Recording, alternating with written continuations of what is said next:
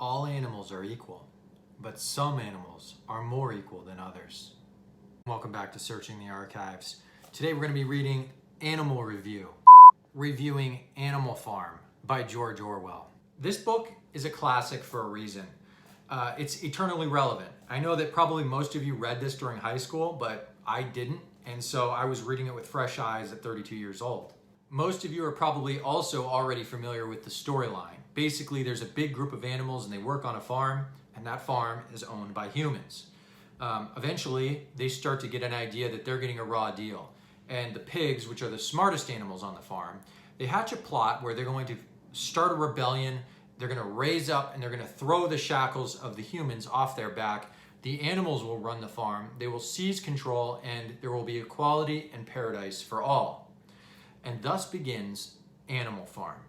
By the end of the book, you're not sure what's worse, the previous human owners or the newly emergent totalitarian dictator Napoleon the Pig. Underneath this childlike analogy is a very real and a very scathing critique of Soviet communism and the totalitarian dictatorship that emerged underneath Joseph Stalin at the beginning of the 20th century.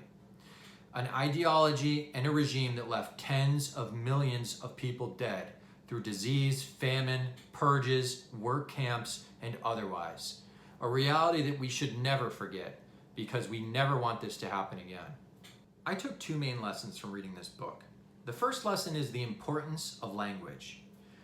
The animals have just undergone a revolution, and they're trying to bring about equality. But the definition of what's unacceptable is constantly shifting. And so what that does is it's like throwing sand into a well-oiled machine. The machine starts to break down and screech to a halt. Everyone becomes permeated with this culture of fear, because if I say something in word or in writing and tomorrow it becomes unacceptable, am I going to have the finger pointed at me? Am I not going to be considered revolutionary enough?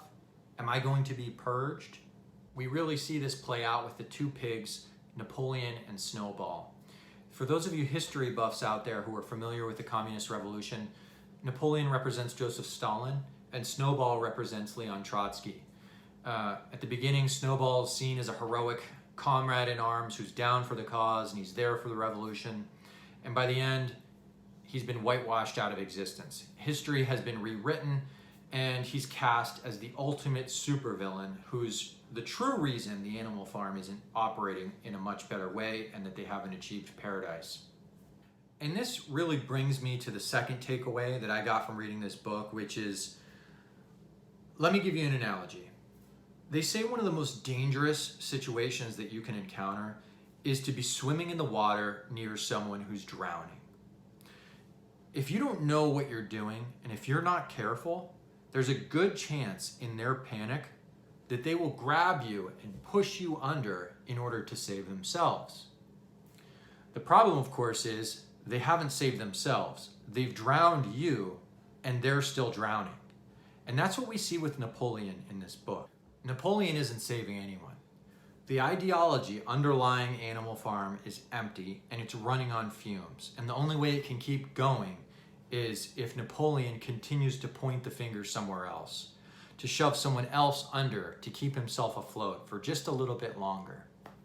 It really pains me to say this because I think a lot of people are hurting and I think a lot of people mean well, but I think we see this play out today on social media all the time. We have people who, they point the finger at their fellow man and they say, you're the reason that our society isn't in a much better place. But what are they really doing? They're drowning their neighbor, and they're still drowning. I'd like to leave you with a quote from Nobel Peace Prize winner Agnes Gonja-Boyaju. This is a woman who dedicated her entire life to living with and helping some of the most impoverished and underprivileged people in the entire world. When asked about the West, she was quoted saying, "The spiritual poverty of the Western world is much greater than the physical poverty of our people.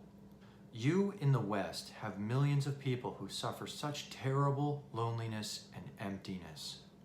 They feel unloved and unwanted. These people are not hungry in the physical sense, but they are in another way. They know they need something more than money, yet they don't know what it is. What they are missing, really, is a living relationship with God.